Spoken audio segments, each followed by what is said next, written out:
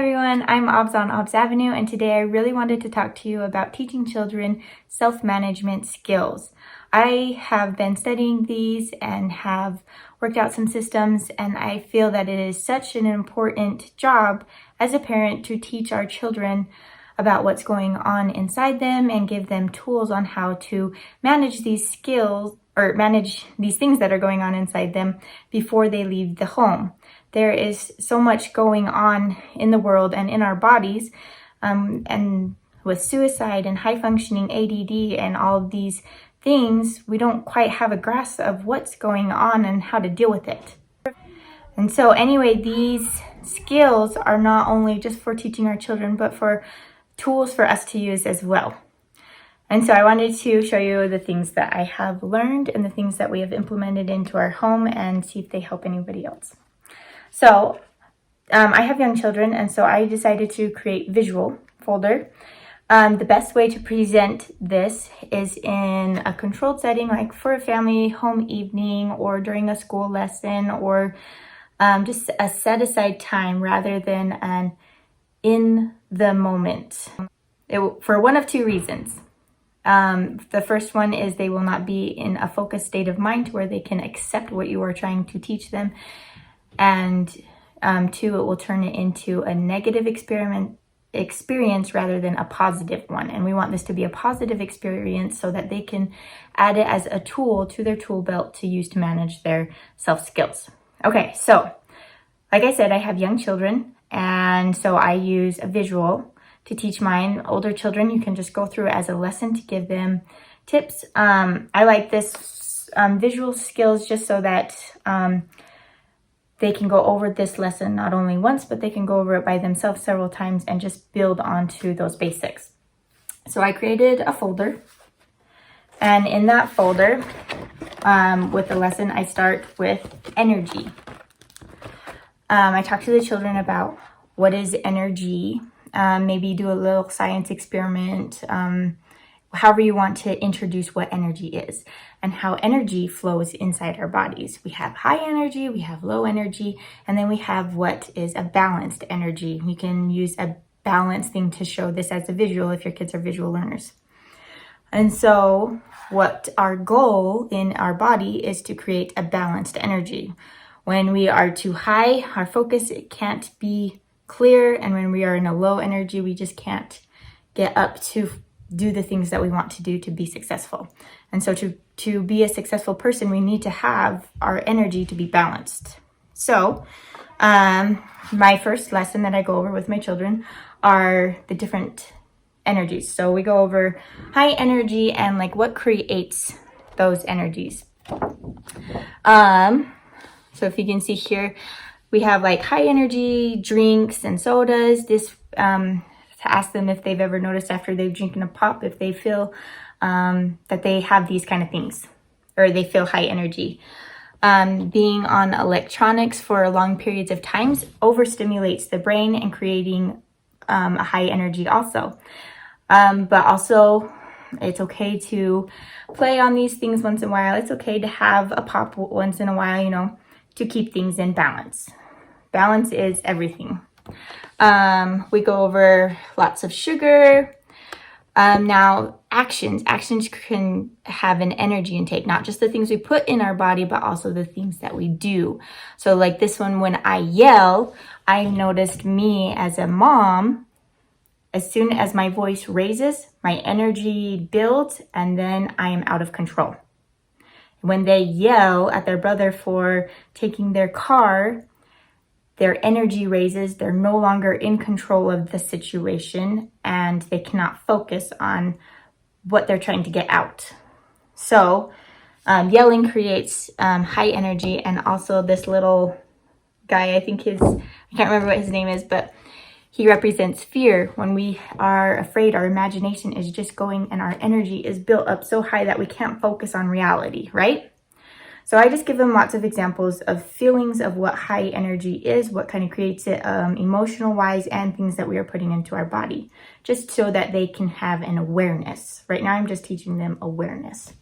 Okay, low energy, it has an idea of what we are putting into our body If we aren't having a lot of vegetables and a lot of those good things, then our bodies kind of get sluggish and low.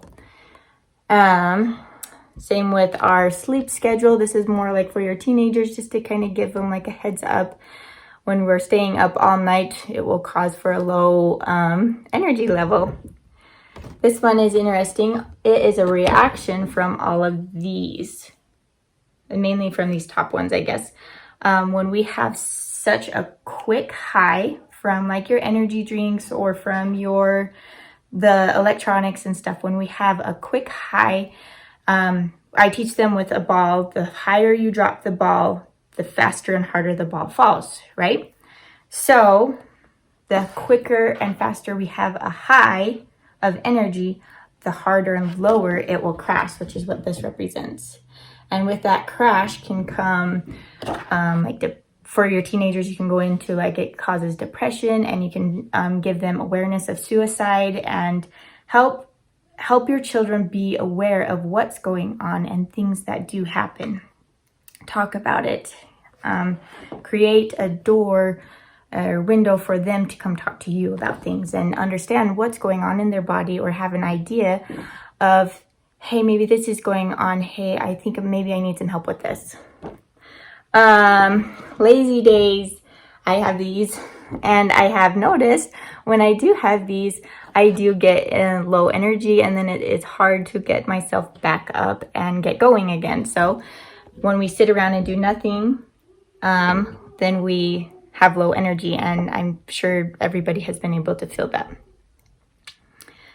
And then overthinking things can create a low energy. When you are worried about what everybody's thinking about me, or I'm just overthinking, it starts to overwhelm and your energy starts to decompress, right? Okay.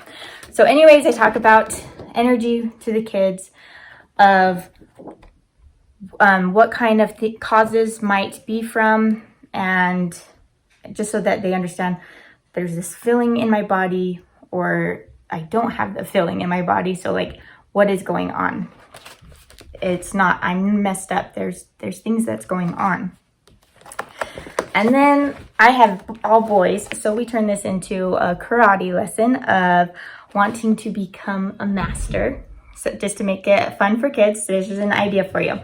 And so we want balance, and we want to be masters over our energy balance. So here is a tool for them. First, they have to decide what kind of feeling is going on in their body. Are they angry? Are they super excited? Are they annoyed? Are they embarrassed? Are they happy? Are they frightened, tired, sad, and depressed? These are kind of feelings that go on in our body. Okay, and so say I am feeling super annoyed at my brothers right now, and it is giving me high energy. Okay, my goal is to get centered. Okay, so the first step is to decide what emotion is going on in your body. Okay, and so you can have the children practice that. And you can use this as a tool for them to come and use.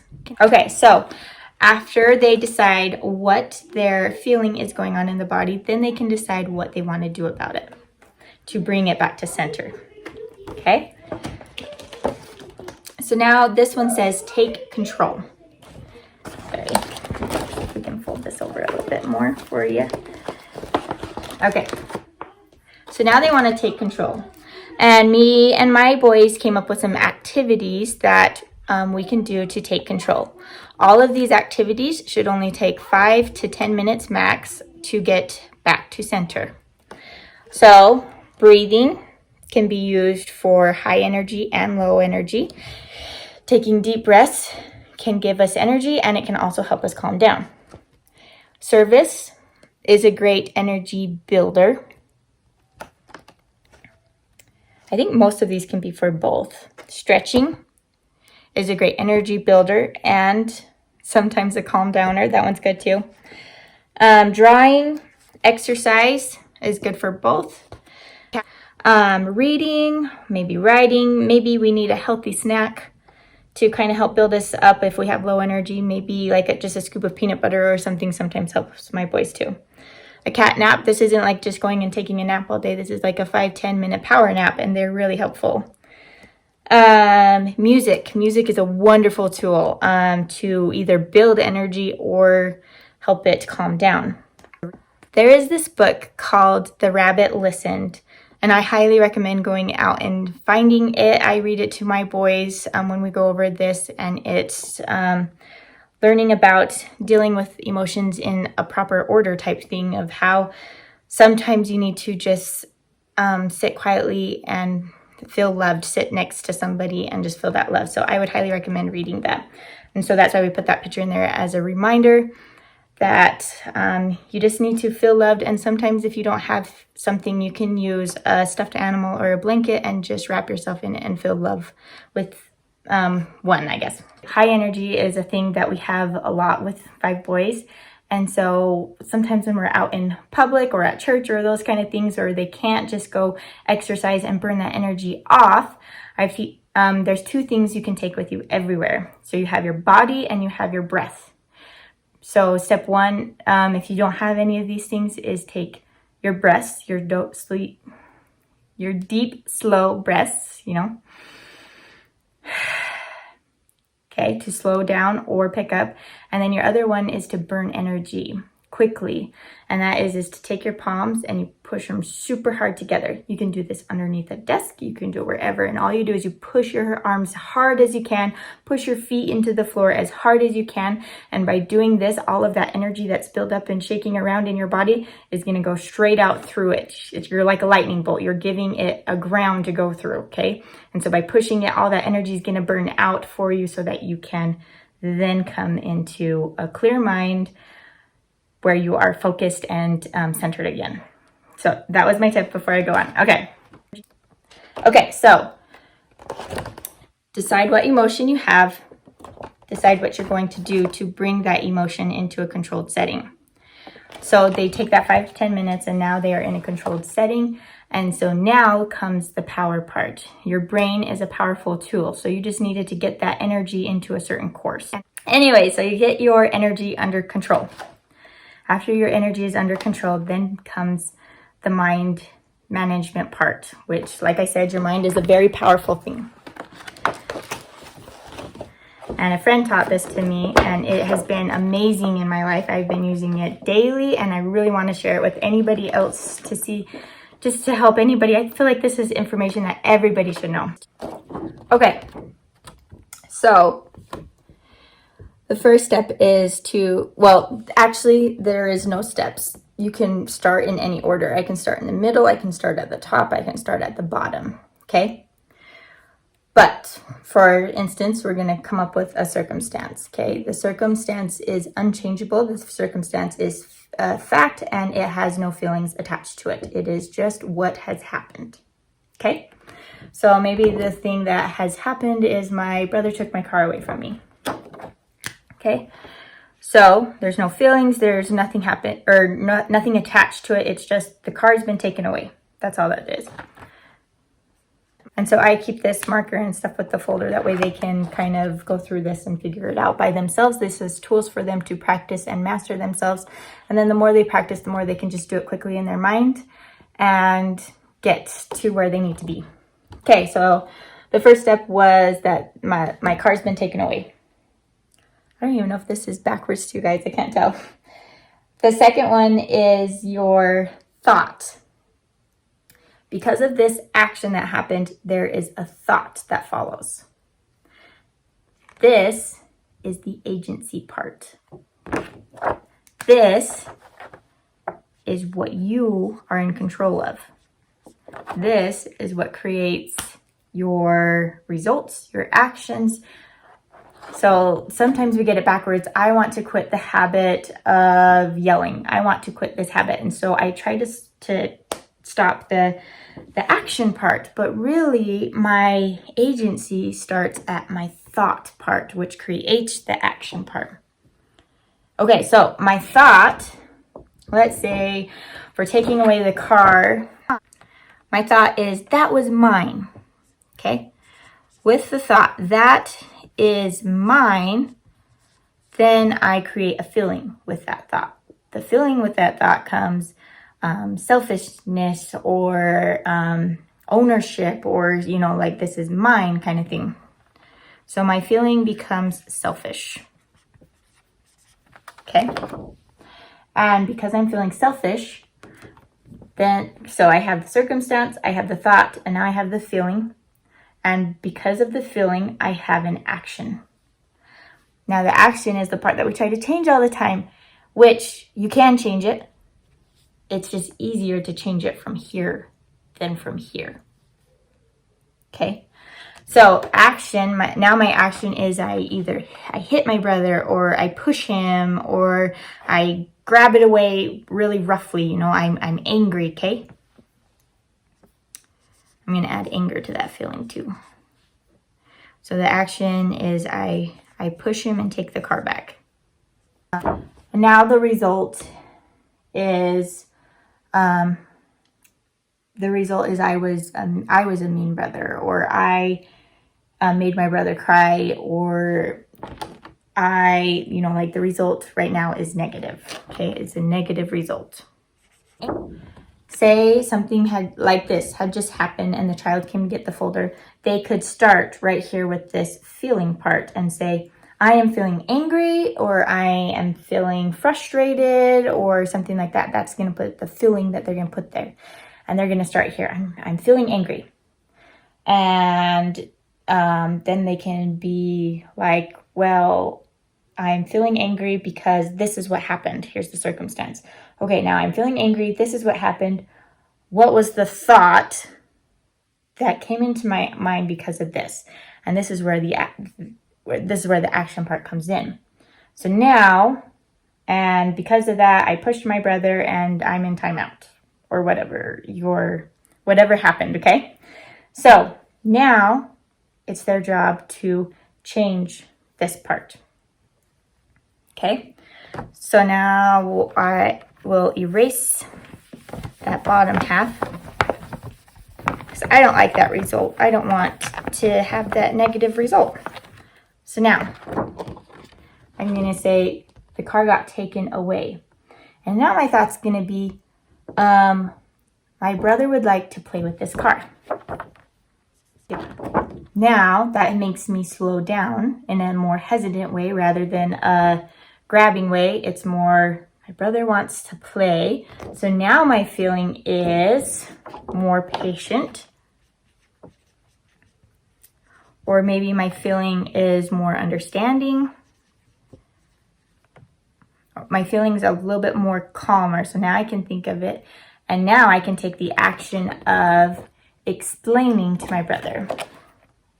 I have some options before me now. I can say, hey, I'm going to play with this for about 5 more minutes. And then if you would like a turn, you can have a turn. Or, hey, there's another car over here. Would you like to join me? Like, you can give your brother options. Look at it from a more calm situation, and your results might become different. So maybe my result now might be I have a friend to play with.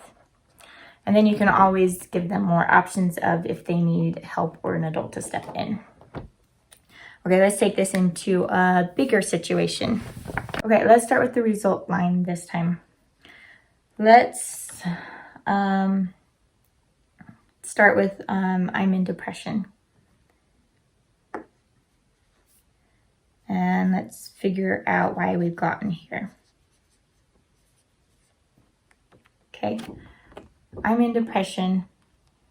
What are some thoughts I might be having? What's some feelings I might be having? What is something that I have done? Or what's the circumstance? Can you fill them out in any order?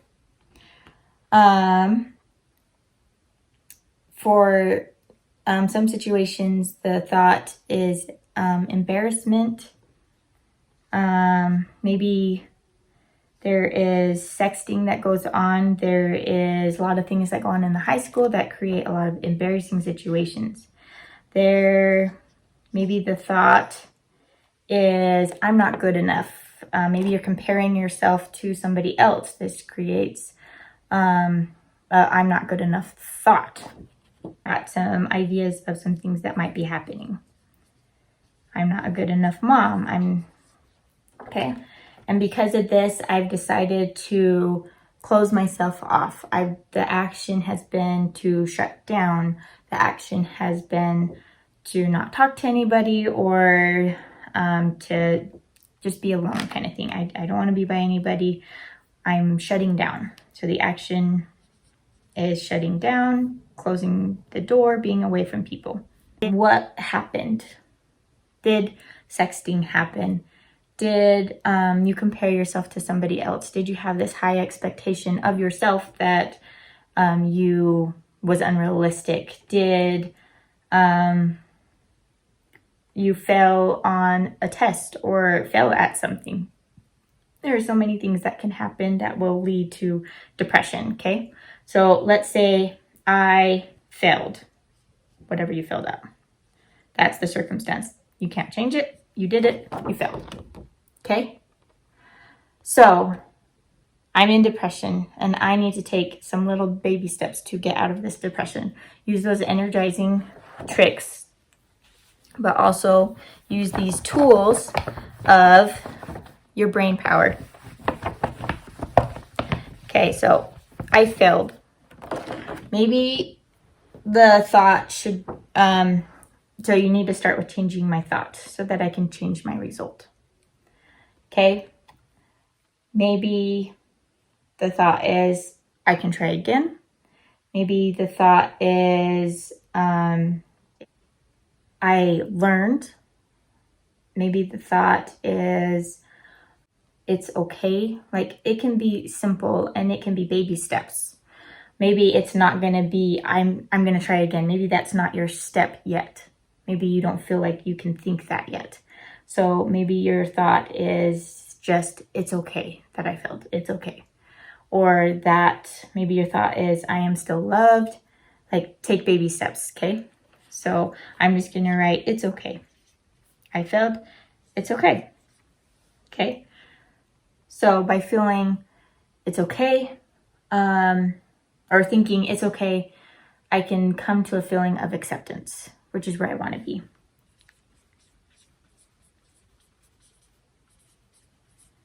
And now by coming to this feeling, then I can start building up a little bit more energy. I can start taking those deep breaths. I can start listening to music, or I can take some action to pull myself more energized. So my action is I'm going to take care of myself and give myself more energy by doing some of those steps, or I am going to forgive myself for failing, or my action is just loving yourself, you know? Okay, so my action is I forgive and love myself. No, we're talking adults now, not children. But this is seriously good for everybody. Okay, still don't know if this is backwards for you guys, but I forgive and love myself.